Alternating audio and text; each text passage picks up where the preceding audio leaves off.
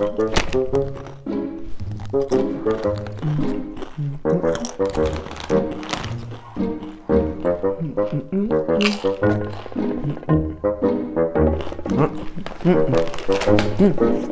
llegaron.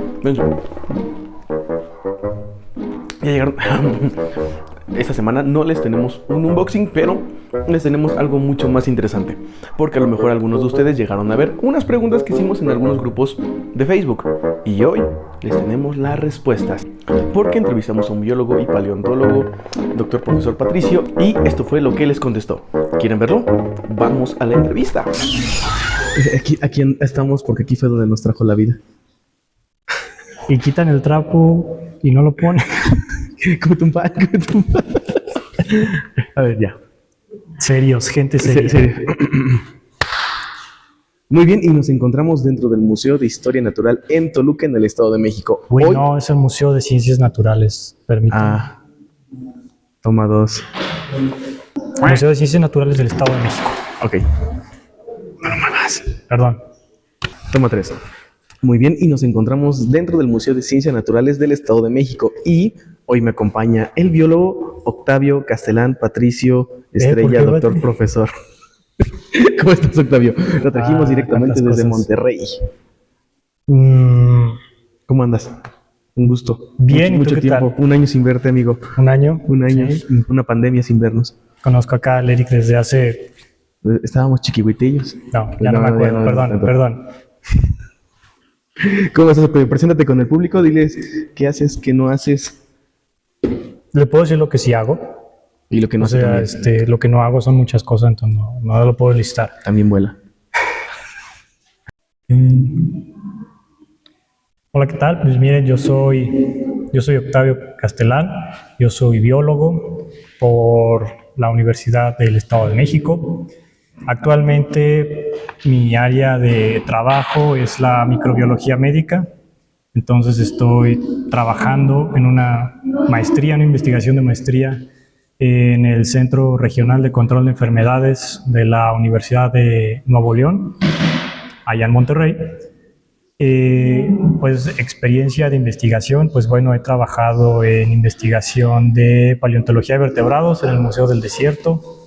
Mi tesis, que está, de hecho, hay una copia almacenada aquí en este museo.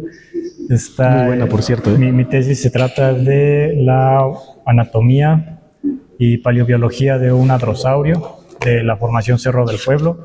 Es un ejemplar muy completo, está en descripción todavía. Está muy bueno, espero que pronto lo vean. Eric ya lo conoció, de hecho. Sí. Muy buen ejemplar. Y pues es un hadrosaurio, pico de pato. Entonces pues ahí está un poquito de la experiencia que tengo, más o menos paleontología, actualmente microbiología. Todavía de vez en cuando pues ahí voy al Museo del Desierto. Cada 8 días vive allá su hobby, sus reventones, ir al Museo del Desierto. Vayan al Museo del Desierto, está muy bueno. Ahí van a encontrar el trabajo que he estado desarrollando también con la paleontóloga Marta Carolina. Y aguanta, porque recuerda que está la polémica con el Museo del Desierto, entonces vamos a platicar un poquito de eso. Vamos a ser controvertidos. Vamos a echarle al salseo. A huevo. Sí, perdón. Ahorita lo censuramos. Bueno, pues entonces... Ok. ¿Qué se me ofrece? ¿Qué se nos ofrece? Muy bien. En Facebook hicimos en algunos grupos una pregunta, donde el post se comentaba con cualquier duda o pregunta que se le tuviera al doctor profesor Patricio en cuanto a biología o paleontología. Sí. Entonces nos dejaron bastantes. Hubo una, ya ves que te mandé una que sí estuvo como muy bien estructurada, una muy acá. Sí, me acuerdo de esa. Está interesante, está muy interesante. Esa estuvo buena. Pero, a ver, vamos con una sencillita. A ver. Dispara. Ahí va. Es una serie de preguntas, pero están bastante sencillitas. Ok. Según tú, o tu conocimiento, ¿cuál es el fósil más antiguo? ¿Cuál es el fósil más antiguo? Mira, específicamente no te puedo hablar de uno, porque ahorita no tengo uno en específico en la cabeza, pero te puedo decir que los fósiles más antiguos van a ser los de bacterias. Bacterias. Los Hay fósiles de bacterias que son específicamente los más conocidos son los estromatolitos. es lo que te iba a preguntar. Hay fósiles de bacterias, pero sí, o sea, los estromatolitos Son más bien los restos fósiles de colonias de bacterias Ajá. fotosintéticas. De hecho, específicamente. aquí en México no encontramos estromatolitos. ¿Dónde? En Cuatro Ciénegas, Coahuila, En están Coahuila. los famosos estromatolitos. Y eso se le ha calculado una edad aproximada, te puedo decir un aproximado ahorita, 3.000 millones de años. Ah, la madre. Si estamos considerando que la Tierra surgió hace aproximadamente unos 4.500, 4.600 millones de años, 3.500 millones de años es A la vuelta de la esquina es muy temprano. muy antiguo. O sea, consideramos que los dinosaurios aparecieron hace como que unos 200 millones de años. 260 por ahí. Pues 200, o sea, para empezar, 200 varias veces, eso sería 1.000, luego sería 2.000, 3.500 millones de años, mucho, muy antiguos. Y los estromatolitos, para la gente que no conoce, no se lo imaginen como una bacteria así en fósil petrificada. Es como una piedra, básicamente. No, de que hecho tiene ustedes lo van capas. a ver como piedras y tienen en capas, ¿no? No, hay que ponerles un video, hay que ponerles una fotografía de cómo se ven los Por aquí. estromatolitos. Van a dar un video ahí y la producción se va a encargar de ponerlo. Ahí quizás en un futuro video que pueda tener con este amigo, pues sería con los ejemplares del museo, Ajá. los ejemplares del museo, también con los ejemplares de la Facultad de Ciencias. Tenemos ahí grandes módulos de estromatolitos. Sí, cierto. Ahora, dentro de esta serie de preguntas, Ah, dime. ¿cuántos dinosaurios descubiertos hay actualmente? Son un montón. ¿Cuántos dinosaurios descubiertos hay actualmente? Hasta ahorita. Yo sabía que al año se descubren como más de 100. Entonces, No todos los años se descubre la misma cantidad. Todos los años se está descubriendo nuevas especies. También hay una cuestión ahí. Hay muchísimas especies de dinosaurios que se han nombrado y que están con base en restos fósiles muy fragmentados. Entonces, todavía hay mucho desorden taxonómico porque ya se está atendiendo esa problemática. Por el famoso caso, seguramente la audiencia lo ha de conocer, el caso de los trodones. los trodóntidos, sí, el trodón formosus, sí, que ya... Hay muchísimos géneros y especies nombrados solamente a partir de dientes. Eso ya no se hace. No hagan eso. Se hace con tiranosáuridos, también se hace muchísimo. Con tiranosaurios se hizo mucho, ¿no? El famoso Raptorrex, que era restos muy parciales. Aublisodon, el Deinodon, Nanotyrannus, sí. Nanotyrannus, Alectrosaurus sigue siendo... Bueno, Nanotyrannus sí se conoce no solamente por dientes. Bueno, pero es un juvenil. O sea, sí. Otro caso, en este caso, que puede ser como un error de identificación. Error de imprenta, pues tenemos los... Paquicefalosáuridos. Así es. Todavía, y casos mexicanos, pero bueno, quizás eso sea para otro video, pero solamente se los dejaremos de tarea. Casos en México también los hay muchos. Sí, de hecho, hasta dientes de cocodrilomorfos, ¿no? Hay dientes que se le han atribuido incluso a Deinosuchus, pero pues mientras no haya restos asociados, lo mejor es no asignarles género y especie. No llegar a esta familia, ¿no? Y sobre el número de dinosaurios que hay aproximadamente, yo no tengo el dato. Deben ser miles las especies de dinosaurios que se han asignado a la fecha. Y es que a veces pareciera como que son pocos, ¿no? Pero porque principalmente se le hace como como promoción a los que están más relacionados a los más famosos, ¿no? El nuevo tiranosaurio de no sé dónde, el nuevo dinosaurio con que él no sé dónde, pero siempre ponen una imagen del que ya conocen de cajón. Además de que hay muchos géneros y especies que solamente se han asignado en trabajos que no están publicados. Uh-huh. Y aún así muchas veces se les oye mucho el nombre, pero son trabajos que no están publicados y por lo tanto no son nombres válidos.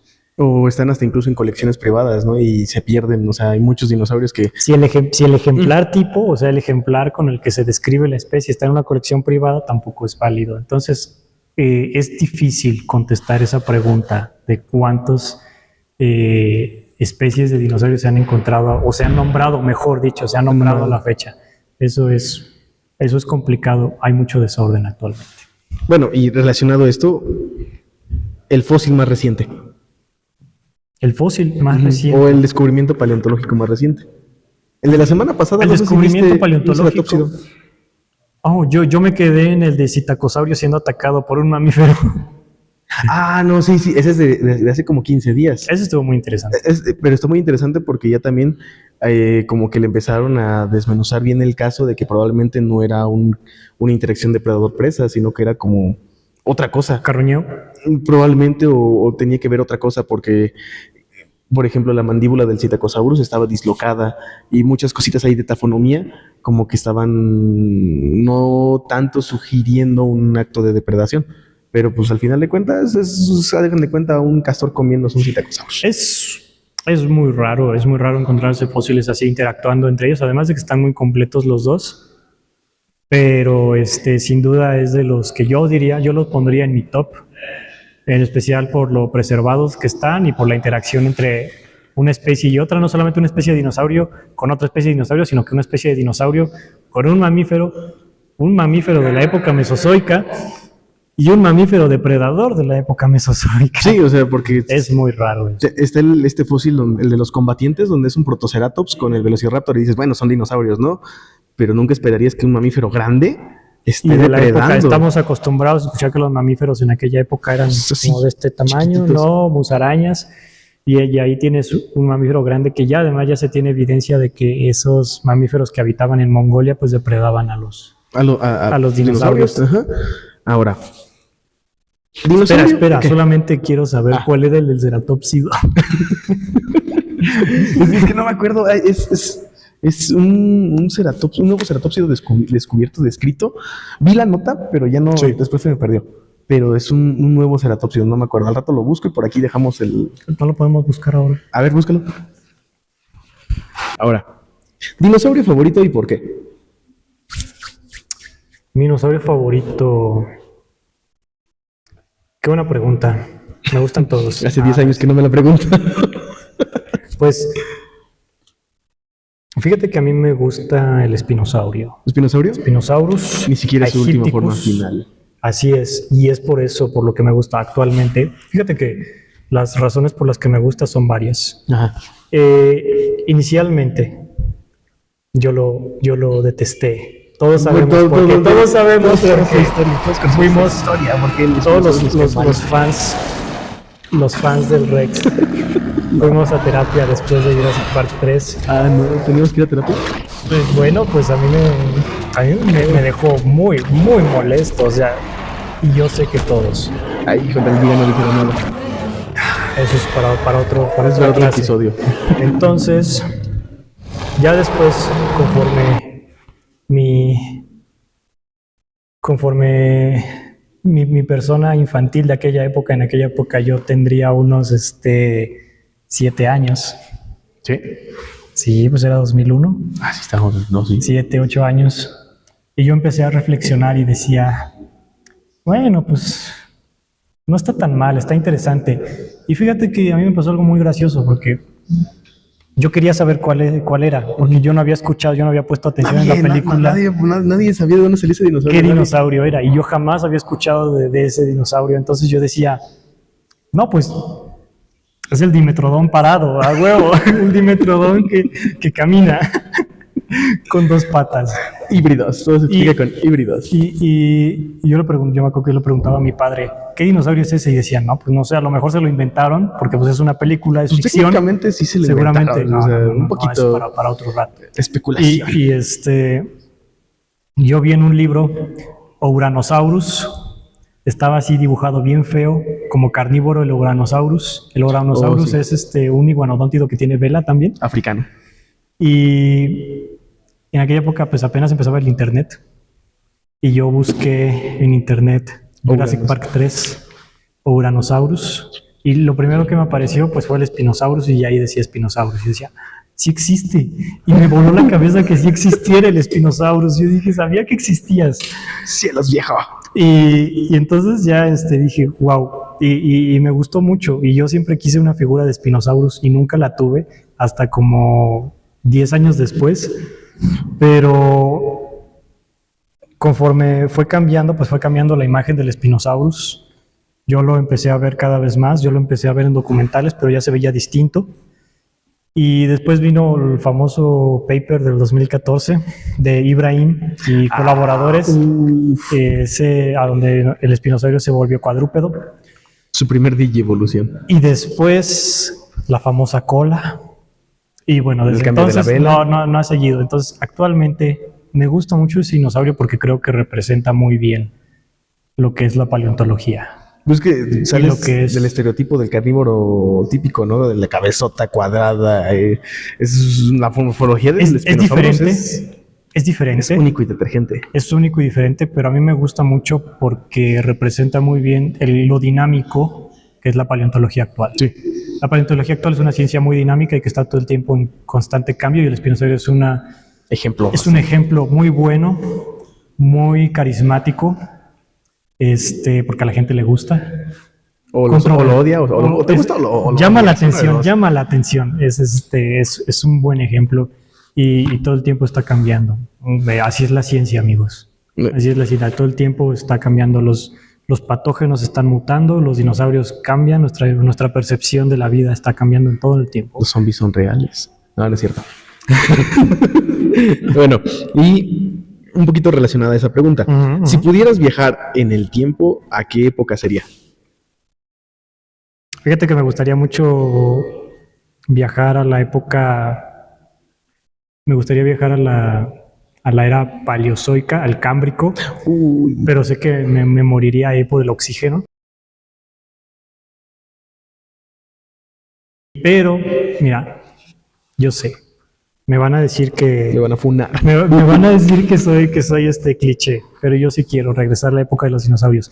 Yo quiero regresar a la era mesozoica. Específicamente, quiero ir al periodo Cretácico. Me encantaría viajar al México antiguo. Me encantaría viajar al México. Sí. Al México... Mira, mándenme a la ciudad de Saltillo, Coahuila, de hace 70 millones de años. De hace 70 millones de años, sí, es Campaniano. Vamos a encontrar que hace 70 millones de años, y seguramente encontraríamos Coahuilaceratops, encontraríamos Latirrinus, Belafrons coahuilensis, todos los dinosaurios. Si ustedes buscan todos los dinosaurios de la formación Cerro del Pueblo. O sea, el pterosaurio también lo encontraríamos. Musquisopteryx. No sé, es de Musquis, entonces no sé si sea la formación Cerro del Pueblo, pero bueno, a mí me gustaría mucho ir porque... El Galimímido ¿cómo se llama? Saltillomimus rápidos. Saltillomimus rápidos, si es de la formación Cerro del Pueblo, es un ornitomímido. Se tiene la cadera completa, se tiene la pierna completa, se sabe muy bien cómo es. Pero a mí me gustaría mucho viajar en el tiempo, a esa época, porque, ¿sabes? Respondería muchísimas preguntas que tengo. ¿Sabes que no me dejan dormir. ¿Sabes cuál sería otra buena? Al Jurásico. Ya ves que en el sur del país hay restos de dinosaurios, al menos piezas dentarias. Xilofodóntidos y no me acuerdo de qué otros. Quiero ir a la península. Había una península en aquella época. Hay que ponerles un mapa. Sí. Hay que ponerles un mapa del México antiguo. Había una parte entera, una península en aquella época de la península de Oaxaca Guerrero, que actualmente está sumergida. Si pudiéramos hacer como que una especie de recorrido, bucear y hacer excavaciones en el lecho marino de la costa de Guerrero, de Oaxaca, encontraríamos fósiles de dinosaurios terrestres, y estaría muy chido ir a aquella época antes de que se inundara. Sí, porque aparte es una fauna completamente diferente del Jurásico al Cretácico. Hasta la flora cambia completamente. No es la misma vegetación de un tiempo geológico al otro. Sí. Y vaya, pues esto es parte también, ¿no? Se usa para identificar las diferentes edades geológicas. Así el cambio es. de vegetación, el cambio de fauna y los fósiles. El clima. También. Los fósiles guía, ¿o cómo se les llama? Con los que te pueden ayudar a identificar la edad geológica. Sí, se les puede llamar los fósiles guía, los fósiles indicadores de época. Los amonites son un gran ejemplo. O sea, abajo de la línea de extinción de los dinosaurios, el límite KT, o como actualmente se conoce KPG. Sí, cambió también, sí. De ahí para abajo encuentras amonites, de ahí para arriba ya no hay amonites. Y hay una parte donde puedes encontrar, ¿qué eran? Por ejemplo, a nivel terrestre, de una parte del Jurásico puedes encontrar estegosáuridos, todo eso, y ya en el Cretácico ya no hay estegosáuridos, te quedas con puros ceratópsidos. Y es más o menos algo así parecido. Parecido, similar. Ahora, ¿se pueden adquirir fósiles legales? Tú aquí en México puedes adquirir fósiles de forma legal. Se acabó. Son fósiles tienen que ser fósiles del extranjero. Porque los de México son patrimonio de la nación, ¿no? Creo. Sí. Por normativa, los fósiles de México son patrimonio,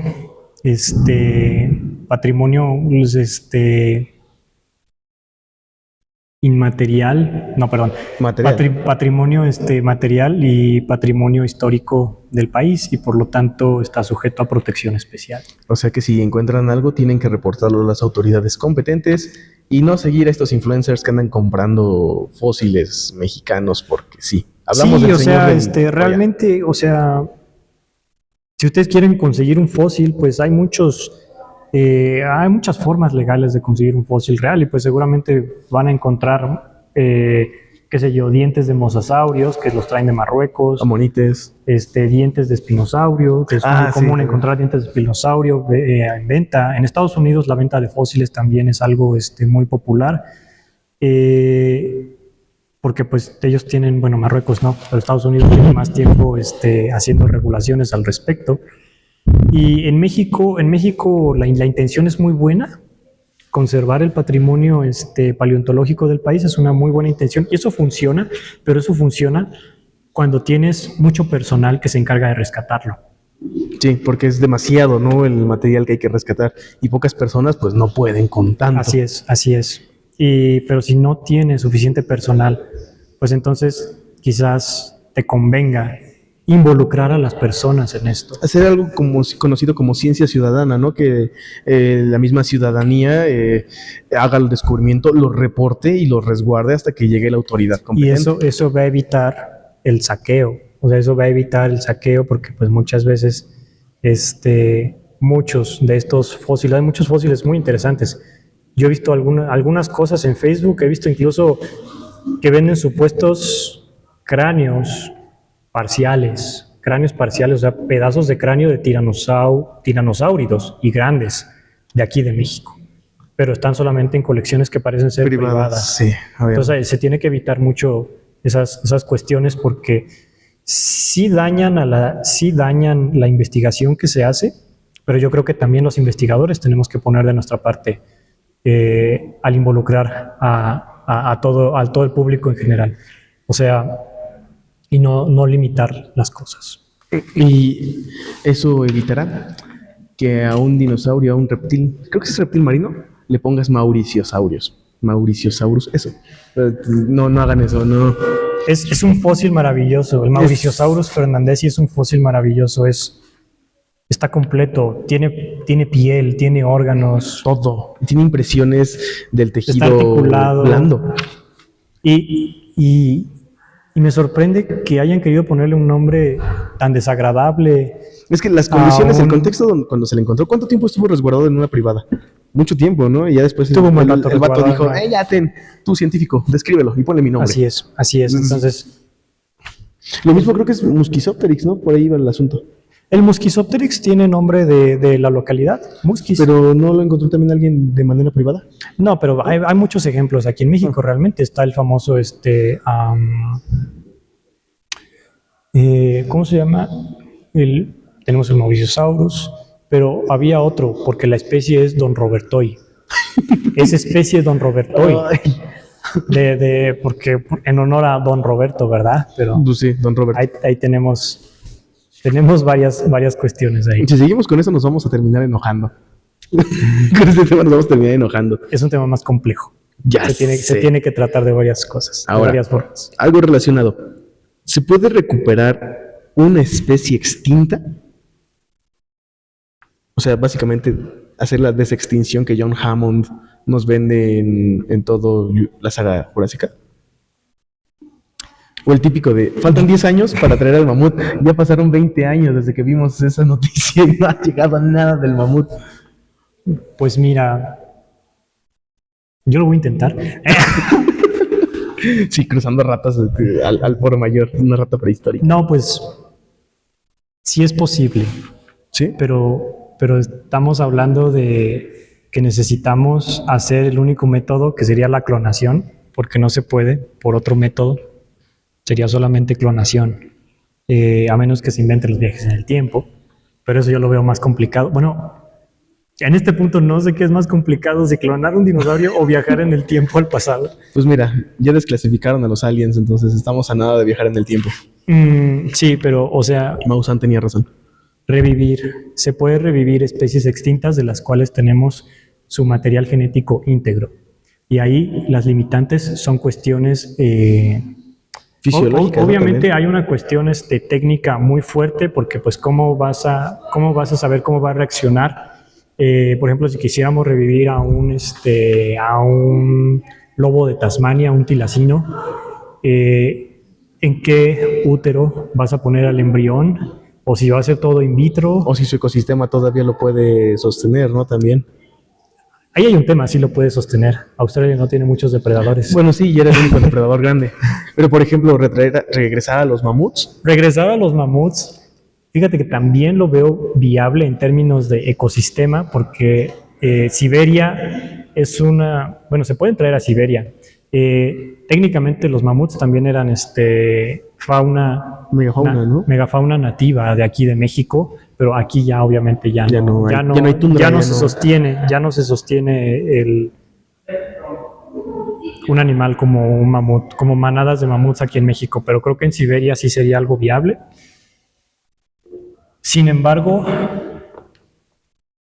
trabajar con el material genético siempre es algo que es complicado, y si tú quieres, en primer lugar, pues tienes que rescatarlo de la forma más íntegra. En segundo lugar, tienes que purificarlo, y luego tienes que hacerlo viable otra vez, y luego tienes que encontrar las condiciones para que ese material genético dé origen a un animal completo.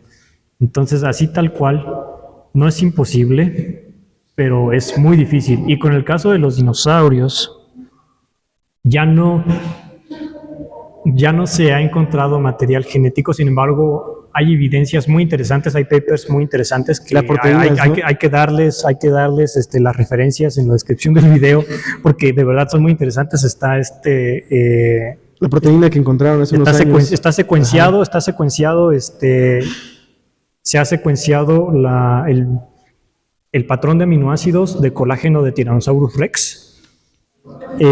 Sin embargo, no está completo, está lleno de huecos, pero bueno, es colágeno muy probablemente de Tyrannosaurus rex. Y hace creo que 2 años, el famoso trabajo con el DNA de Hypacrosaurus, también hay que ponerles algunas fotografías. Ese es muy, muy buen trabajo. Se encontraron incluso células que se ven los cromosomas, pero no son cromosomas no son células que siguen vivas.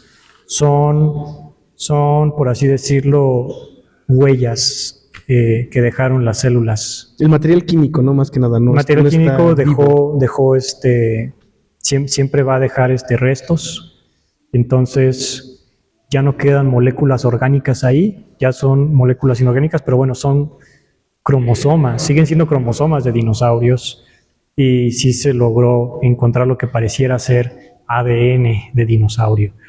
Pero para llegar a la clonación y traer de vuelta a un animal tal cual era, incluso si tú traes a un mamut hoy en día, pues va a tener un poco quizás de elefante asiático, Sí. Entonces la pureza no va a ser del 100%, pero vamos, es un tema muy interesante y del que yo creo que vale la pena hacer investigación.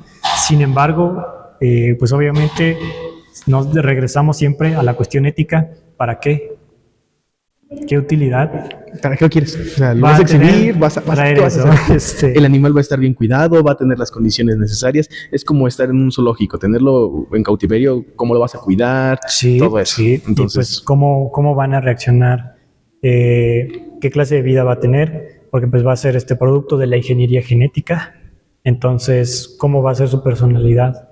¿Cómo va a ser su comportamiento? Entonces, hay muchas variables ahí. Pero es una buena pregunta y me gusta hablar al respecto. sí, ya nos dimos cuenta. Ahora, ¿hubo o hay algún organismo con las características similares al Dilophosaurus de Jurassic Park? Ya sabes, que escupa veneno, la cresta. O sea, la cresta, pues está el Dilophosaurus. No, la cresta, la de alrededor del cuello, no la otra. El pliegue de piel, ajá. Ya. Se me ocurre nada más este lagarto australiano. Se me olvidó su nombre. Que es un lagartito no sé, que tiene... No sé, pero vamos a ponerle el nombre científico por ahí, una foto de ese lagarto. Sí, bueno. Pues en ese se basaron en el diseño del Dilophosaurus de Jurassic Park. Y fósiles no hay algo similar. Fósiles no hay algo similar a esa estructura. Porque tiene un hueso asociado, ¿no? El hueso ioides. Tienen huesos asociados, o Ajá, sea, que debe de ir alrededor. tiene además, lo sostiene cartílago, no se Ajá. sostiene solamente de piel, en la lagartija. Entonces podríamos decir que en un fósil, bueno, en un animal prehistórico cuando estuvo vivo, todas esas estructuras blandas o cartilaginosas, pues en teoría tendrían que estar presentes. Pero como son cartilaginosas, pues no se fosilizan. Entonces es muy difícil decir, sería posible. lo tiene, no lo tiene, lo tiene, no lo tiene. Entonces hay ejemplos muy específicos. Por ejemplo, el caso de este anquilosáurido asiático que tenía la laringe, el aparato laringeo Sí. preservado, que permite hacer la inferencia de cómo pudo haber sonado. Pero es un caso, igual las vértebras de los tiburones, ya ves que es muy complicado que se fosilicen. Sí, pero hay Muy buenos buenos. fósiles de tiburones. Ajá. Pero eso es tema para otro video. Pero sí, busquen los fósiles, los esqueletos de tiburones fósiles. Aquí en México hay uno. Perdón, me voy a desviar, pero el Aquilolambda. El Aquilolambda es un tiburón, pero el fósil que se encontró aquí en México, en Nuevo León, es muy bonito, está completo. Fue la portada de la revista Science y está almacenado en el Museo del Desierto. Sí. Museo del Desierto. Pero la pregunta era sobre el Dilophosaurio. No se ha encontrado, actualmente no se han encontrado ejemplares de dinosaurios que tuvieran estructuras similares a ese collar del Dilophosaurus. Ni tampoco, pues, para saber si escupía o no veneno, pues está todavía más difícil, porque en primera, pues si los dinosaurios eran venenosos. Hay una especulación, ¿no? Del Sinornithosaurus, que supuestamente tenía una estructura en la mandíbula y todavía hasta... No sé cómo le hicieron para decir que los dientes tenían los canales. Sí, está ese en discusión, no ha sido muy aceptado por la comunidad científica. No. Pero imagínense, o sea, los dinosaurios estaban tan basados que hasta hay un dinosaurio venenoso. Y no hay análogos actuales que escupan veneno como lo hace el Dilophosaurus. O sea, que literal regurgita. Es más una libertad creativa. En todo la caso, película. Si los dinosaurios lo hicieran, lo pudieran haber hecho como la cobra escupidora. Sí, que tiene sus colmillos huecos y por ahí la glándula de veneno lanza a presión el veneno. Ese es un buen ejemplo de escupir veneno. O rociar más bien veneno. Así es, disparar veneno. Bueno, a ver, terminamos con esta primer... No es cierto, nos falta una de esta sección. A ver. Ya lo encontré. ¿Cuál? ¿El Velociraptor evolucionó como una gallina? ¿El Velociraptor evolucionó como O una sea, la gallina? pregunta que quieren saber es si el Velociraptor, si las gallinas Sí, actuales se transformó son en gallina. descendientes directas del Velociraptor. No sé, así me lo pusieron. Es como de. Yo le doy Pues más a. yo me imagino que sí, o sea, que si las gallinas actuales son descendientes directas del Velociraptor. O sea, Pues directas. No. no son No son descendientes directas. directas, o sea, los velociraptores se extinguieron. Pero Y hay que enfrentar la realidad. Los velociraptores se extinguieron y su linaje hasta ahí llegó. Pero los dinosaurios no. Sin Porque embargo, las aves son dinosaurios. así es, o sea, el linaje que dio origen al velociraptor es el mismo linaje que dio origen a las aves y a los pollos modernos, a las gallinas. Entonces, las gallinas vendrían a ser, si nosotros lo pusiéramos así como en términos de evolución humana, digamos que el velociraptor sería el Homo neandertal y nosotros seguimos siendo nosotros, Homo sapiens. el Homo sapiens, y ese sería la gallina. La gallina sería como que el equivalente al Homo sapiens. Los dos son parientes cercanos, los dos tienen el mismo origen, los dos tienen los mismos antepasados, solamente que uno se extinguió y el otro siguió. Ahí está. Entonces, Velociraptor y las gallinas son dinosaurios, pero la gallina no desciende directamente Así es. de un raptor. No es que los velociraptores hayan sobrevivido a la extinción y cambiaron y evolucionaron hasta convertirse en las aves modernas, no. Es que a veces en los medios de comunicación resumen tanto la información que eso es lo que te hacen entender, ¿no? Sí, uno entiende quizás que, por ejemplo, el Al revés. velociraptor empezó a cambiar y empezó a evolucionar. Exacto. Y se fue a hacer más pequeño, empezó a perder los dientes, pero no, en realidad cuando el velociraptor existía, ese linaje que dio origen a las aves actuales ya estaba en marcha y ya se veían mucho más como aves. Es como esta frase, ¿no? De si la evolución existe, ¿por qué sigue habiendo simios al mismo tiempo que nosotros? Ya ves que supuestamente Ajá. descendemos del mono. Bueno, descendemos del mono, pero la lógica es de, si somos nosotros, ¿por qué todavía hay monos? Porque compartimos un ancestro en común y básicamente a nivel evolutivo somos como primos. Lo mismo pasa con las aves y los dinosaurios. Imagínense que viene así la línea. Un árbol. Imagínense un Y árbol. en un punto se ramifica. Ajá. Y las ramas se ramifican. Y se ramifican. Y entonces van las especies avanzando a través del tiempo, unas ramas se van quedando y otras van siguiendo, y de esas que van siguiendo se vuelven a ramificar. Ya, Entonces, sí. Eso pasó con las aves. Y de hecho, en el Jurásico, cuando aparecieron las primeras aves, eran muy parecidas a dinosaurios pequeños. Ya con el tiempo, ya se fueron diversificando. Así es. Entonces, incluso hasta compitieron a nivel ecológico por nichos ecológicos dentro de sus ecosistemas, con especies pequeñas. Ahora, ¿cómo se le hace para datar fósiles? Los fósiles se pueden datar de varias maneras. Uno puede datar fósiles con la formación en la que se encontró. Muchas veces las formaciones se datan con una técnica de geología que se llama geomagnetismo. Entonces, esto tiene como base las fluctuaciones en el campo magnético terrestre que se quedan estas grabadas en la roca, y es una técnica muy precisa. Y, por ejemplo, voy a poner de ejemplo otra vez la formación Cerro del Pueblo, por donde es que es con la que he estudiado. México. Y pues sí, México, ¿verdad? Pero la formación Cerro del Pueblo se dató por magnetismo.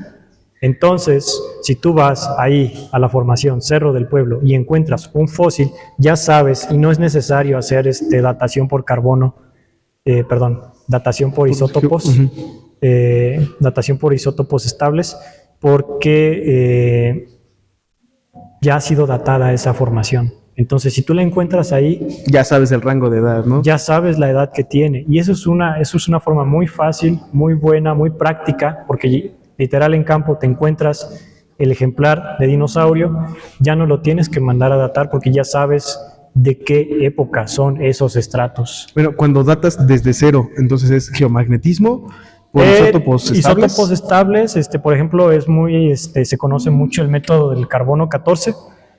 Sin embargo, el carbono 14 no tiene una vida media tan larga. Es muy bueno para megafauna.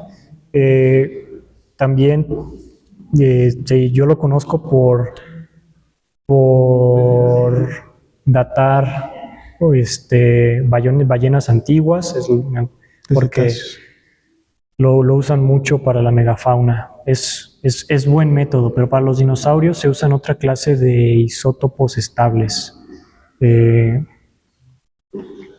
Y el magnetismo se usa más que nada para las rocas. Una vez datando las rocas, ya sabes el periodo, ¿no? Así es. En el que se encuentran. Así es. Ahí está. Entonces, cuando alguien les diga que carbono 14 para dinosaurios, no. De hecho, también por eso se trae ese como idea, ¿no? De que como todo lo datas con carbono 14, los dinosaurios son más jóvenes, lo que luego vienen a decirte que es que los dinosaurios y los humanos sí convivieron porque Sí, tienen o sea, la misma edad. todos estos son métodos que tienen tendencia a errores. O sea, uno de los errores más populares me parece que, ahorita no me acuerdo muy bien, pero me acuerdo vagamente que hubo uno con un diente de megalodón que se dató por carbono 14 y creo que dio cosas así como de 1000 años y cosas así, sí. miles de años. O sea, muy, muy joven, muy joven. Y el diente se veía muy fresco, pero... Y luego dicen que el 5% del mar y la frega. Pero sí, hay bastantes métodos, pero depende mucho de qué sea lo que quieras datar o tu muestra, vaya, qué es lo que quieras. El paleomagnetismo, o sea, lo pueden buscar. Paleomagnetismo, datación por isótopos estables. Y hablando de datación de fósiles, o por ahí va, ¿es cierto que los dinosaurios estaban en declive antes de su extinción? Los dinosaurios estaban experimentando un declive antes de su extinción. Estaban pasando por algo que se le conoce como cuello de botella, ¿no? De hecho, hay como que información que sugiere que la diversidad de dinosaurios al final del Cretácico ya no era tanta. Pues efectivamente, la diversidad de los dinosaurios, pero no estamos seguros si era un cuello de botella o se trataba más bien como una especie de estabilización. O también tiene mucho que ver, por ejemplo, con el proceso de fosilización, que pues, es muy poco probable que todos los animales, toda la diversidad de animales se fosilicen. Simplemente yo creo que estaban pasando por una fluctuación natural. Yo no creo que estuvieran aún así destinados a extinguirse. Hay muchas cosas muy interesantes, o sea, sí se encuentra, por ejemplo, el famoso caso de los saurópodos. Los saurópodos estaban en declive ya para el final del Cretácico. Realmente quedaban pocos saurópodos. De los últimos que eres Alamosaurus, ¿no? Alamosaurus, Saltasaurus en América del Sur son de los últimos saurópodos, pero de América. No tengo ahorita conocimiento de si alguien, por favor, pónganlo en los comentarios. Dejen acá abajo en los comentarios. Ilústrenos.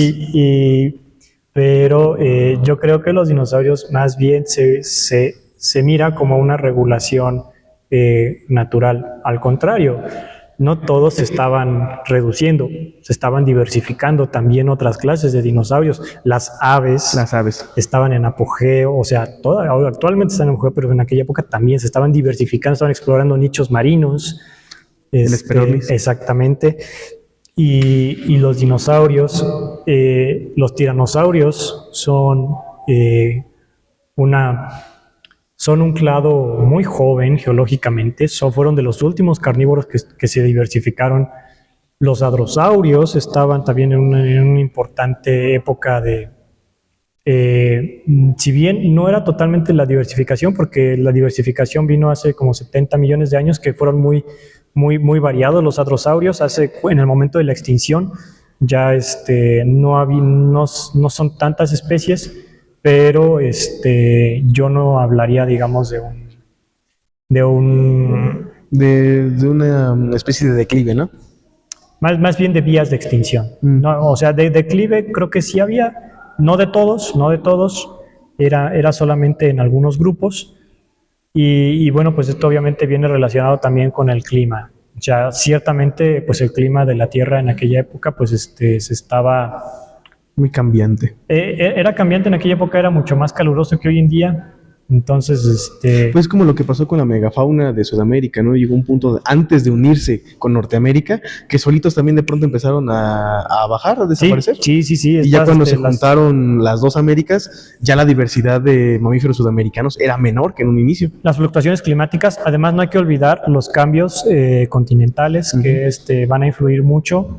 Es muy famoso, o sea, el declive de otros grupos muy conocidos como el de los reptiles marinos. Los mosasaurios los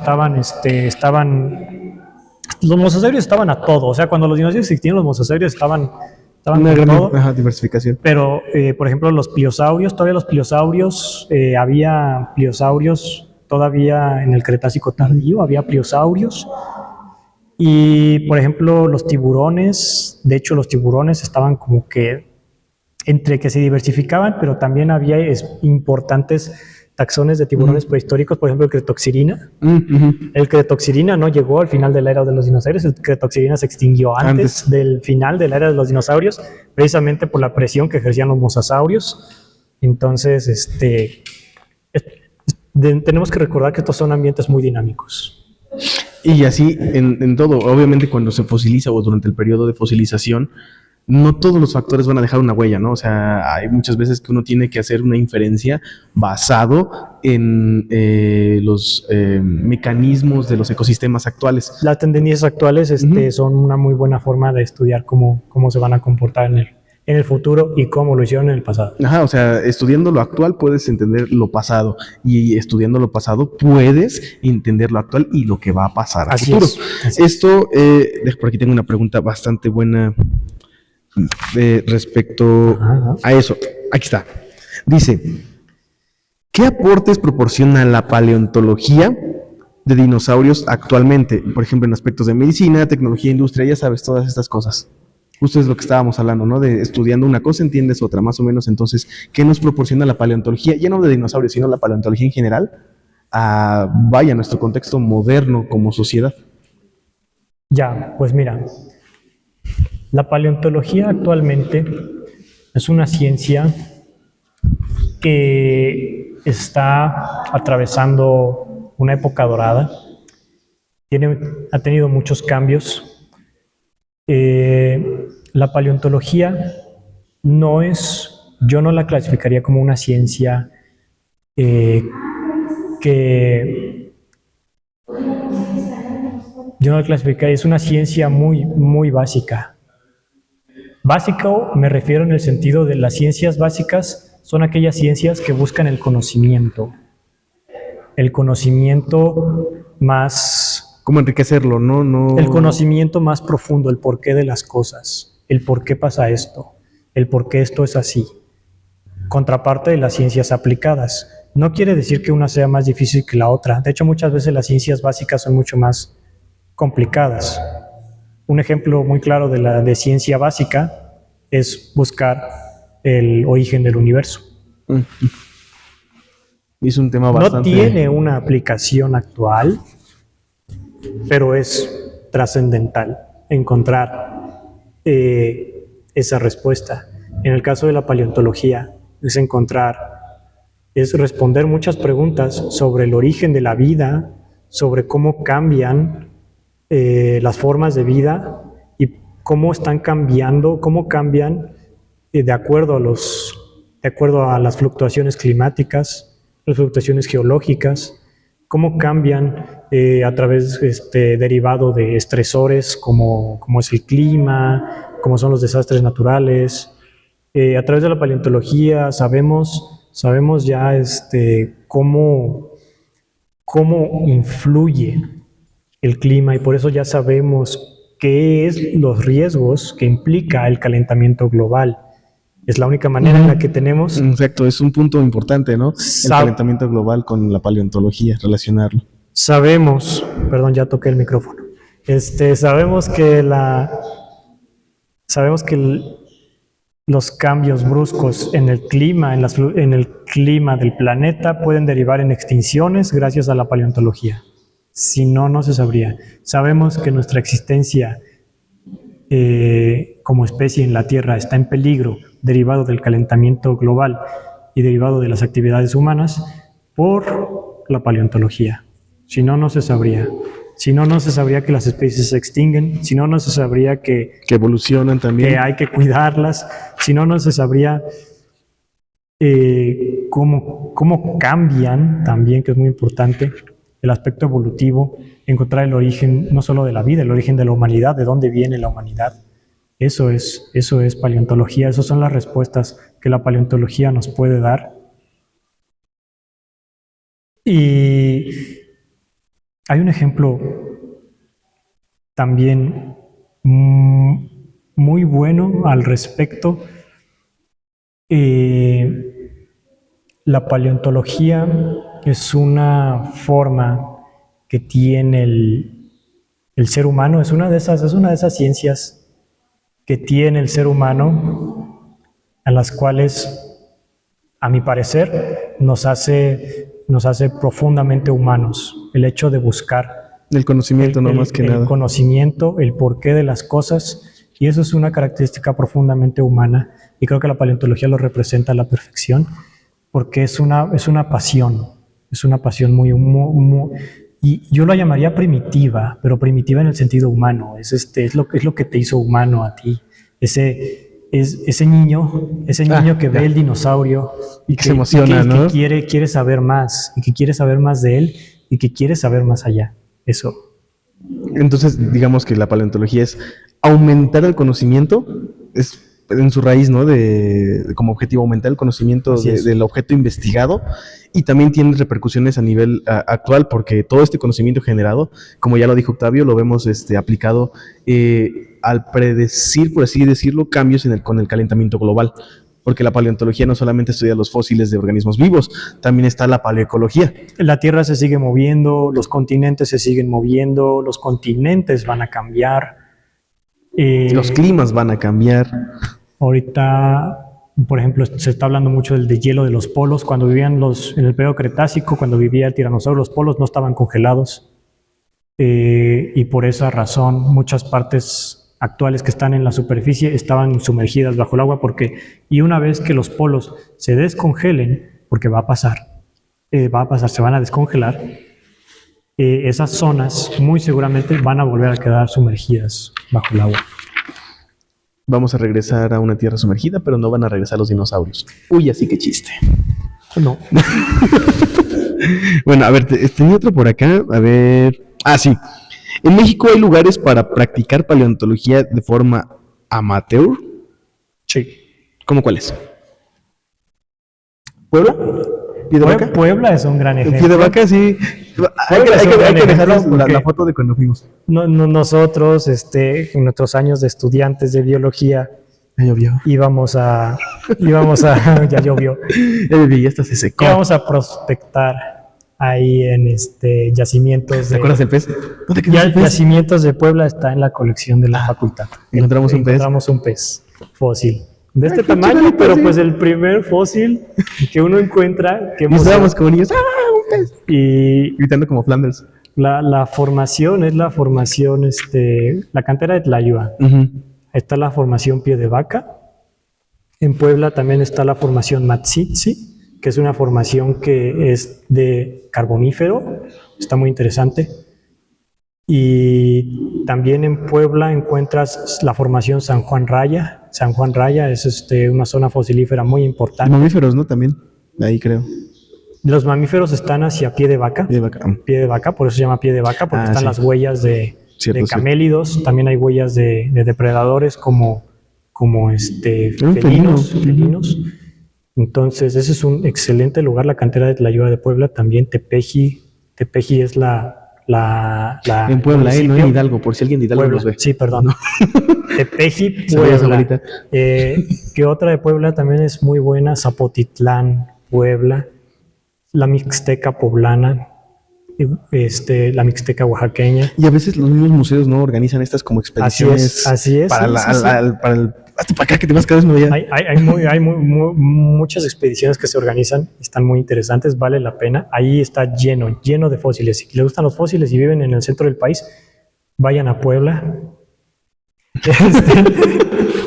Lo siento. Y si les gustan los dinosaurios, también se han encontrado dinosaurios por allá, pero huellas. Ojo, también hay que aclarar, ¿no? ¿Por qué en México no hay dinosaurios? Bueno, no podemos encontrar dinosaurios en todo el país. No es como Estados Unidos, que pasas en algunos lugares y principalmente fósiles de dinosaurios. La geología de allá y la de acá es diferente. Pues miren, básicamente en el centro del país, lo que es Estado de México, Ciudad de México, se los voy a resumir, hizo erupción el eje neovolcánico. Todos conocemos el eje neovolcánico. No, es el Popocatépetl, el Iztaccíhuatl, el Nevado de Toluca, la Malinche, el volcán de Jocotitlán, creo, el pico de Orizaba. Bueno, hubo un determinado momento en la historia de México que esos volcanes se pusieron de acuerdo y hicieron erupción. Hicieron un sindicato. Hicieron erupción con espacio de tiempo muy corto entre ellos. Hagan de cuenta, hoy explota Toluca, mañana explota el Popo y así se la llevan. Como consecuencia, por ejemplo, aquí en el Estado de México, que es donde estamos sentados, el suelo es de origen volcánico y es de volcánico posterior a la época de los dinosaurios. Y es una capa bastante gruesa de restos volcánicos, de lava, de cenizas, de restos piroclásticos, y es muy gruesa. Por ejemplo, en CU, en Ciudad Universitaria, en la Ciudad de México, si se dan una vuelta por allá, van a ver roca negra, y se ve como que está doblada, como que tiene estos dobleces. Eso es lava. La zona del altiplano es una zona ígnea y no se van a encontrar dinosaurios en esta zona porque los estratos a donde estaban ellos, si los hubo, están sepultados por una capa metros y metros muy profunda de material volcánico. De material volcánico, exactamente. Y si había fósiles arribita, pues ya fueron por la dinámica. Pero si les gustan los dinosaurios, vayan al norte de México, vayan a Saltillo, a Coahuila, toda la zona de Coahuila, Chihuahua, Sonora, son zonas ricas en fósiles de dinosaurios. La más famosa es la de Coahuila. Sí. Ahí está la formación Cerro del Pueblo, está ¿cómo se llama? Cuenca de Parras. ¿Cómo se llama donde nos llevaron a ver las huellas de dinosaurios? ¿En dónde? En Coahuila. ¿En el norte? Ajá. Es Rincón Colorado. En Rincón Colorado. En Rincón Colorado está. Y por ejemplo, en Nuevo León, Nuevo León es muy conocido por sus fósiles, magníficos fósiles de reptiles marinos. Famoso por monstruo de Arranberry, mosasaurios, plesiosaurios. Sin embargo, no se ha hecho mucha prospección. Y los fósiles de Vallecillo, busquen los fósiles de Vallecillo. Yo creo que entre los fósiles de Vallecillo y los fósiles de Puebla, las lajas de Tlayúa, se van dando. O sea, son muy buenos ejemplos de fósiles bien preservados en México. Y por ejemplo, en estos lugares, ¿te puedes llevar alguna muestra? Pues, mira, de manera legal. Legalmente no. Con fines académicos se tiene que pedir permisos. En biología, en general, cuando vas a muestrear, cuando vas a hacer colecta se tiene que ver todo el aspecto legal. Semarnat te tiene que decir, mira, ten tu permiso. En el caso de los biólogos es la Semarnat, en el caso de los paleontólogos es el INA el que se encarga de todo eso. Generalmente pues uno reporta al INA, el INA manda personal, lamentablemente ahorita no hay mucho personal, pero así estudienle, chavos, para que sean personal. Así funciona. Y a ver, ¿puedes fabricar dinosaurios? Fabricarlos, yo creo que fabricarlos sí se podría. Yo creo que fabricarlos sí se podría, sin embargo, ahí las cuestiones éticas, pero no solamente las cuestiones éticas. O sea, es como lo que decíamos del mamut, ¿no? Y del tilacino. La ingeniería genética es algo que a veces se pinta como si ya estuviéramos en una etapa muy avanzada de ingeniería genética, pero la realidad es un poco distinta. Es complicado trabajar con organismos vivientes. Y luego todavía viene la parte ética, ¿no? Ética filosófica de, como decíamos, de para qué y por qué lo quieres. Diseñar un organismo viviente de cero es algo que no se ha intentado y no sabe uno cómo va a salir. Tú podrías modificar un ave. En teoría, se podría. El famoso pollosaurio. Chickensaurus. Pero no sabes qué tan viable va a ser ese embrión. Siquiera van a nacer, cómo va a nacer. Para empezar, puede tener muchas patologías congénitas. Vámonos a algo un poquito más reciente, por ejemplo, ¿no? Estos híbridos que se hacen entre tigre y león, que es el ligre, que es un animal enorme, que al final de cuentas, si tienen una camada de 4, sobrevive uno, porque los otros 3 tenían patologías o malformaciones ya a Sí, nivel todos tienen genético. malformaciones congénitas. O si ya están maduros, van a Y tener lo que dicen de problemas. los dinosaurios es aún más delicado, porque Sí. eso lo que dice Eric, el tigre cruza con león, eso es una cruza natural, o sea, es una cruza, Una hibridación es natural. una hibridación que se da, se Comillas, puede dar en comillas. la naturaleza. Un buen ejemplo de esto son las hibridaciones entre los osos grizzly y los osos polares. Pardos. Ujú. Este, Polar, sí. Ajá. y entonces, tú lo que harías con las aves para hacerlas que se parezcan dinosaurios no son hibridaciones. Aprendería a pagar genes. Es totalmente ingeniería genética, es silenciar genes o hacer que algunos se sobreexpresen. Y tú puedes hacer eso es común. La ingeniería genética es algo común que se hace, pero se hace con plantas, para los transgénicos, se hace con cepas, se trabaja con cepas muchas veces de ingeniería genética, a veces se potencian genes, se reducen genes, para si quieres que una cepa sea más virulenta o no, o que exprese, no sé... O las plantas que sean más resistentes al frío, que sean más resistentes, a las sequías. o le puedes meter genes a las plantas de insectos para que sean resistentes a las plagas de insectos. Lo que hicieron con el pez cebra. Así El es. pez cebra que ahora es fluorescente. Le inyectaron genes. ¿De qué eran? Para que se haga de colores. No sé de qué genes le inyectaron. No, es un gen de un organismo. Y ahora los peces cebra que te venden en los acuarios ahora son fluorescentes, de verdes, rosas fluorescentes. Ojo, hay unos que no son diseñados genéticamente, si no les inyectan en la coloración. Yo veo más viable hacerlo del pollosaurio, Sí. que traer un dinosaurio a la vida a través de clonación. Sí, la neta sí. Vamos a hacerlo. Ahorita vamos. En corto. Después de ver Jurassic Park, ahorita vamos. Pues Dios sabe que lo voy a intentar, pero Ahora, a ver, ¿qué horas son? las 3. Van a ser las 3. Tenemos que apurarnos porque nos cierran el museo. A ver. Vamos a buscar una que sea bastante buena. A ver. Lánzala. A ver. Ya sé, esta para De todas cerrar. formas, no Bueno, estudié. A ver. una rápido. ¿Cuánto gana un biólogo, un paleontólogo? Para que se nos agüiten ahí atrás. Me voy a poner de frente para hacerles honestos con ustedes. Déjalo. Miren, si ustedes quieren ser paleontólogos O biólogos, o científicos. o biólogos, en mi propia experiencia, es que si ustedes van a estudiar biología es porque ustedes quieren hacer investigación, es porque a ustedes les interesa algo más allá que ser empleados y ganar dinero. No lo estoy diciendo como excusa, Ah, ¿no? no lo estoy diciendo como excusa para decir que van a ganar poco dinero. No, o sea, ustedes pueden ganar buen dinero con lo que hacen, pero estamos de acuerdo que el área de la biología, si uno estudia biología y se queda como biólogo, hay otras carreras más especializadas, incluso carreras técnicas, que pueden suplir esa labor que ustedes podrían hacer. Por ejemplo, si alguien que quiera hacer impacto ambiental, pues están los ingenieros forestales, están Por ejemplo, si quieren hacer manejo o clínico animal, veterinaria, si les gusta la clínica humana, pues está medicina. los QFB, químico clínico farmacobiólogo.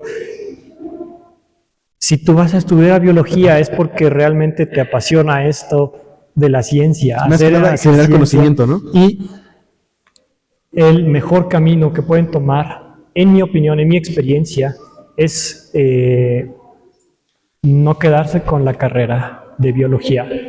La carrera de biología, en mi opinión, está más diseñada para irse a hacer un posgrado, maestría y después un doctorado y dedicarse a la investigación como tal, ya de lleno, como investigadores.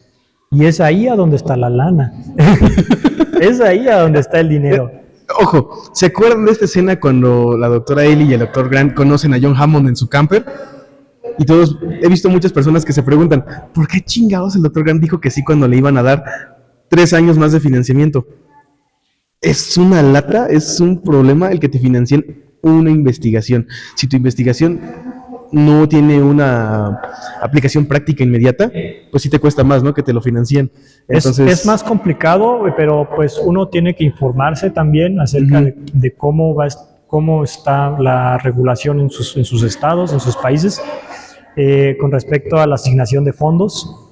Por ejemplo, aún así pueden vivir, por ejemplo, no. También uno de caviar de atún. de sardina. Sardina tomatada. Pero uno puede vivir de la investigación. O sea, el dinero, el ingreso más fuerte viene una vez que se termina el posgrado. Pero realmente ahorita está muy sonado los apoyos que se hacen a los posgrados enfocados en ciencias, y ahorita es buen momento para hacer un posgrado en ciencias. Sí. Ahí vamos. Y ya para cerrar, ahora sí, ya para terminar, última pregunta, nos faltaron un montón. No importa, ahorita nos vamos a un café. A ver, segunda parte de esto, aunque sea por videollamada. Para cerrar, una sincera opinión sobre Jurassic Park. Ya le pegué esta mano. Una sincera opinión sobre Jurassic Park. Sobre Jurassic Park. Porque antes de nosotros hubo una generación que literal se metió a investigar paleontología por esto. La película... Yo incluido. Por 2. Pero yo soy Owen y él es Grant. Entonces... soy ese. Yo soy ese. Soy ese. Mira, a mí me gusta mucho. Yo podría hablarte de cada una de las 3 películas. No, la 1. Pero de la 1 yo te puedo decir que fue una gran embajadora de la ciencia. No solo de la paleontología, sino de las ciencias genómicas, la genética. La gente, antes de que saliera Jurassic Park, escuchaba hablar de genética, y siendo honestos, pues en aquella época no había tantas cosas quizás tan emocionantes para el público en general, para hablar de ingeniería genética o de paleontología. Los dinosaurios siempre han sido llamativos, y siempre han cautivado nuestra imaginación. Pero en mi opinión, Jurassic Park fue un parteaguas, la primer película, el primer medio, por medio me refiero al cine, en capturar de forma tan brillante y tan tangible, realista, tan tangible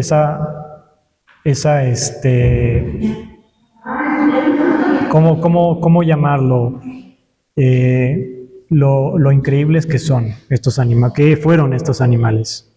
Hasta ese entonces se tenía una visión distinta de los dinosaurios, una visión un poco más conservadora. Eran lentos, tontos, los dinosaurios. Torpes. Llega Jurassic Park. Si alguien capturó por primera vez y le mostró al público lo magníficos que fueron estos animales, fue Jurassic Park. O sea, fue Jurassic Park a donde vieron que el tiranosaurio corría, a donde vieron que los dinosaurios eran inteligentes, que eran ágiles, que el T-Rex te podía cazar. Pero que no eran monstruos. También, por ejemplo, con la Triceratops y el Brachiosaurus eran animales completamente en la manada de Parasaurolophus al fondo. Así es. Entonces, y que realmente hay toda una ciencia detrás. Y para mí, la primera película, Jurassic Park, es una muy buena película de ciencia ficción. Sin embargo, lo único que yo podría decirle a Jurassic Park, bueno, es que yo soy tengo buena impresión de muchas cosas, lo siento. Veo el vaso medio lleno. Me gusta Jurassic Park 3, perdón. Jurassic Park 3, mala trama, pero animatrónicos, animación y diseño, Hay muchas cosas chulada. que decir de Jurassic Park 3. En mi opinión, son los mejores diseños de los dinosaurios. Pero bueno, luego, Jurassic Park, la original. Lo único que yo le podría achacar es no apegarse a la novela original, pero vamos. Es lo mismo de siempre. Son películas. Las películas están hechas porque a la productora le interesa ganar mucho dinero. Y Si como ellos fue- piensan que con algo no van a ganar tanto dinero, pues no lo ponen. Y por esa razón es que Jurassic Park y Jurassic World son películas clasificadas para todo público. Son PG-13, pero son clasificadas para todo público, porque si no se están limitando mucho el mercado, y si limitan mucho el mercado, no ganan tanto dinero. Entonces, eso explica muchas cosas. El dinero. Pero Esa es la teoría del caos. la película me parece revolucionó la paleontología. La paleontología y la divulgación, porque queriendo y no, sí nos acercó un poquito el conocimiento científico al público en general. Así es. Bueno, y con esta pregunta bastante buena, nosotros nos despedimos porque ya nos cierran el museo y nos tenemos que ir a ver Jurassic Park en su reestreno hoy. ¡Corre! ¡Dale, vámonos! Bueno, sí, faltan 40 minutos. ¡Vámonos!